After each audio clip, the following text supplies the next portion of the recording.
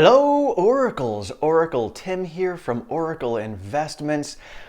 Before we get into this morning's hilarity, I just wanted to mention that Elon did not sell anything yesterday based on Form 4 filings. We do still technically have until Monday for them to release them, but historically, since he's been selling these off, we have gotten them the same night. But we'll still see on Monday, but as of right now, it does not look like he has sold anything yesterday. And also, we are coming up on 2,000 subscribers, so we will have another giveaway. So I've got another one of these hats to give away. I've got this one or this one to give away. And as we've been growing to a global community here, which is really awesome, just for full disclosure, currently my sister-in-law does make these. But the ones I've been sending out for giveaways have been from Amazon. So I don't know about sending globally just because I know import taxes and things of that nature. So keep me posted in the comments below where Amazon is available for you guys, or we can work something out, because I definitely want to truly acknowledge and appreciate all of you and your feedback by giving something away. And I don't want to have to limit this, but if I do for that purpose, then I do, and I apologize. But keep me posted in the comments about that. But we are coming up, and I will be giving one of these away very soon. All right, so now we're going to jump into the hilarity of Gordon Johnson. I had a feeling he was going to make some comments this week, and sure enough, he did. Now, I try not to pick and make fun of anyone, despite, it kind of seems like it should be made fun of in some people's eyes, but I want to talk about it. I may joke a little bit, but I do want to point out some things that he says and debunk some stuff, because some of the things he says come out of left field, and it's like, no, that's out of context. That is not factual. So I just want to clarify a lot of these things in here, and we'll have a good laugh along the way.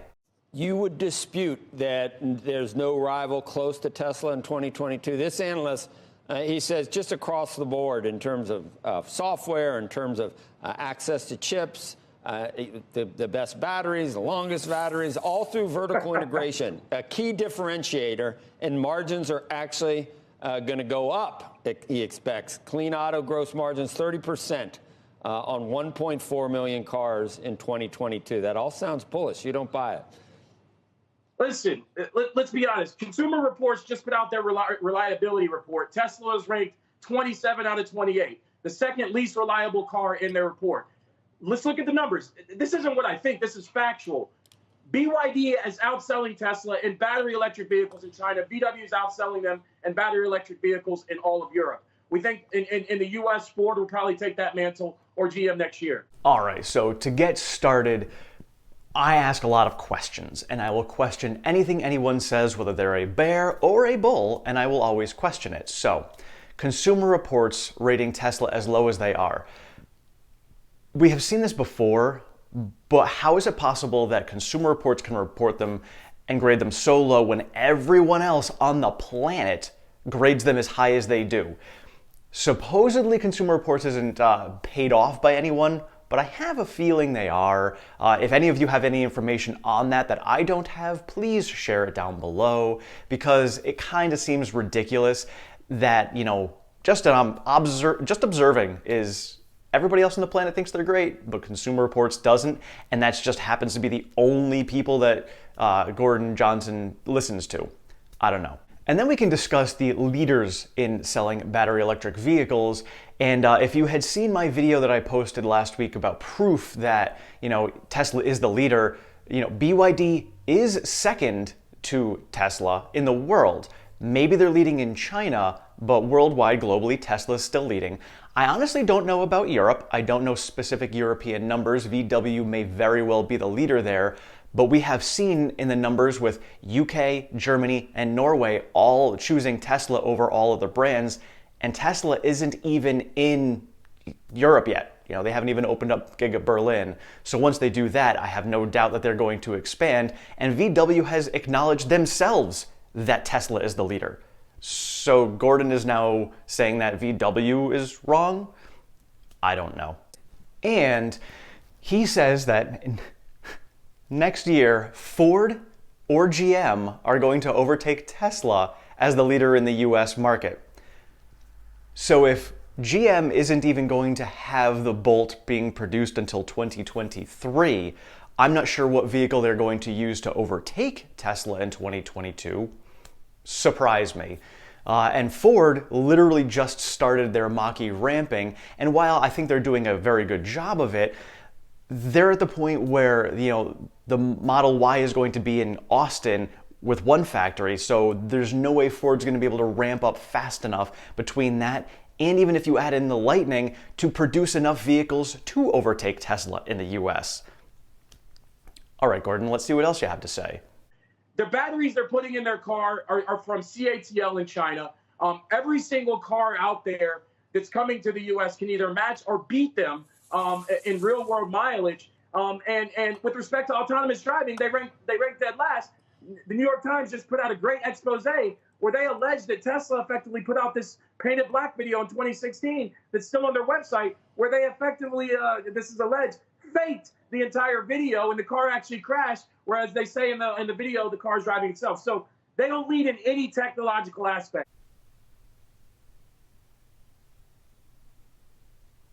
I'm sorry if I didn't blink loud enough for you, but going back to 2016 technology, saying that based off of 2016 technology, Tesla doesn't lead in any technological aspect.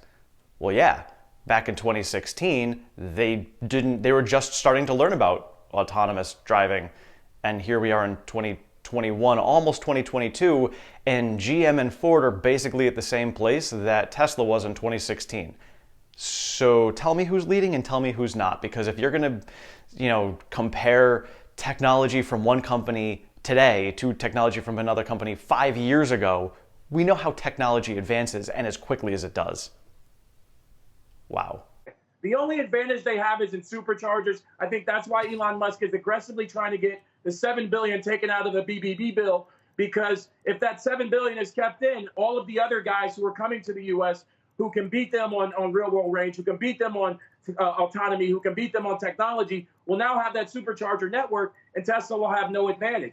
With respect to the $140 billion in the Build Back Better bill for autonomous tax credits, Elon Musk, he's saying he wants that taken out. I think this is gaslighting. Listen, he's already increased the price of his cars over the past month by roughly $7.5 thousand. So he's already taken that money the government's trying to give to the auto buyer and put it in his pocket. I think what he's trying to do is he's trying to get the additional $4.5 thousand for union cars to be taken out of the bill. And I think the reason he's trying to do that is because that would give Ford and GM an advantage over Tesla. Well, duh, Gordon. That's exactly why we all want it taken out, because it gives them an unfair advantage.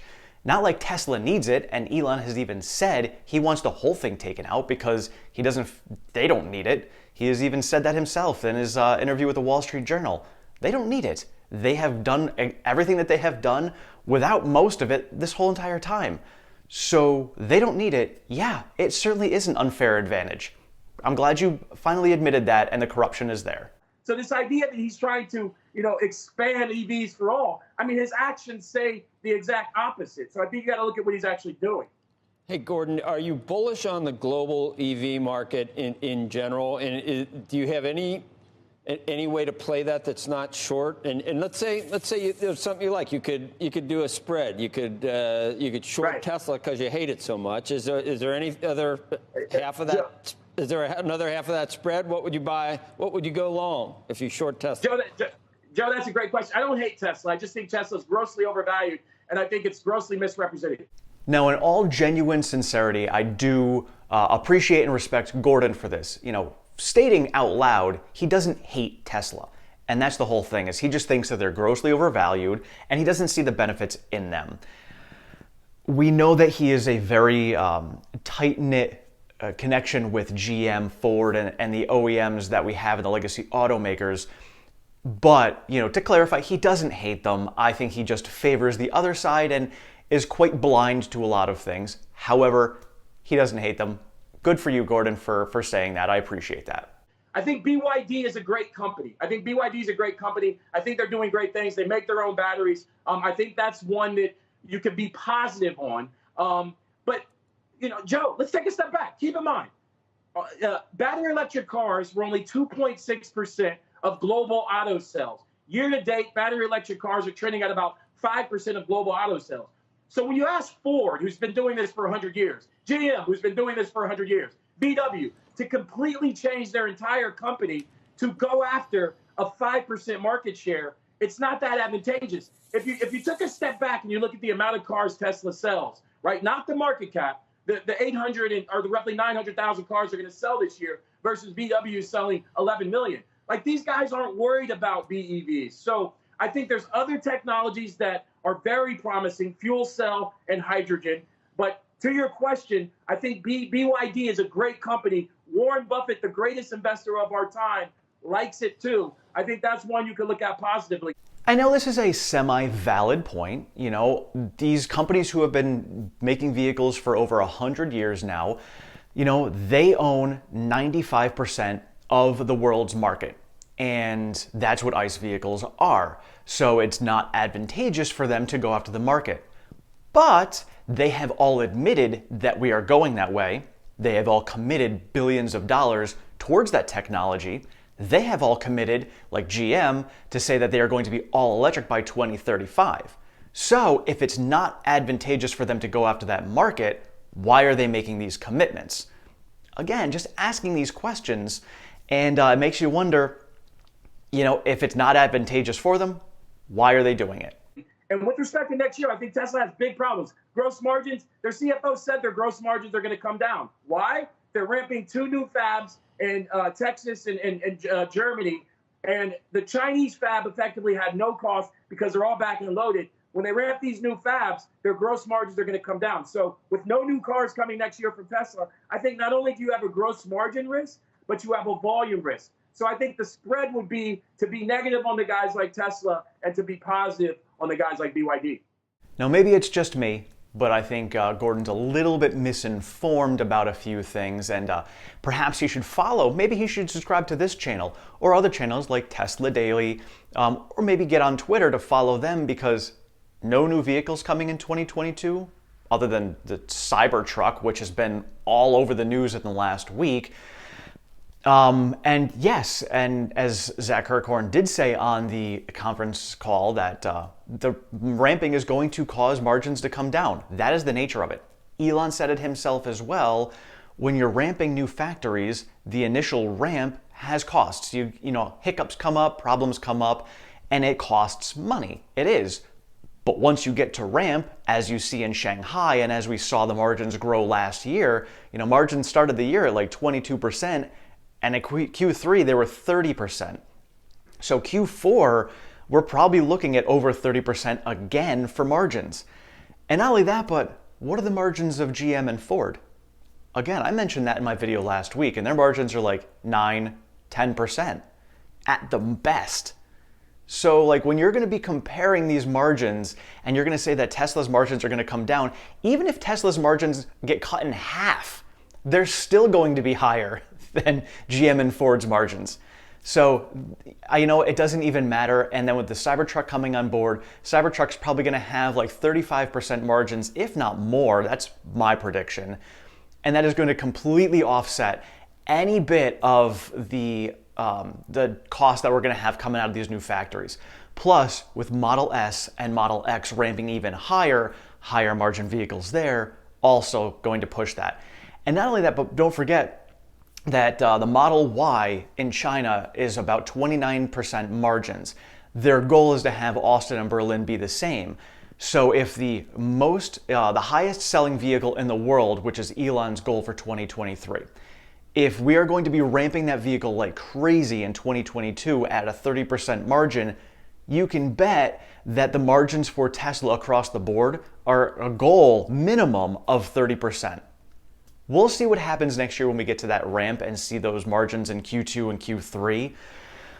But the margin thing, again, with GM and Ford and their margins being so low, it's not even a question. You can say it all day long you want, Gordon, but Tesla's margins just smash the other two combined. Thank you all so much for watching. Let me know in the comments below what you feel about Gordon and what he had to say. Let me know some of your insights and feedback on it, if there's anything I missed or if there's anything you just wanted to point out and laugh at.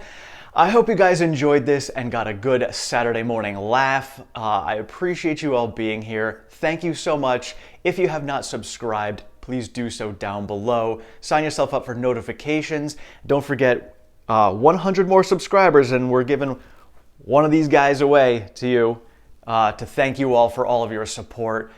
Have a great weekend. We will see you all later. Tomorrow morning, I will be putting out a video to go over my predictions for 2022 to kind of get you guys lined up and see what we have in store for us. Thank you so much again. Have a great one.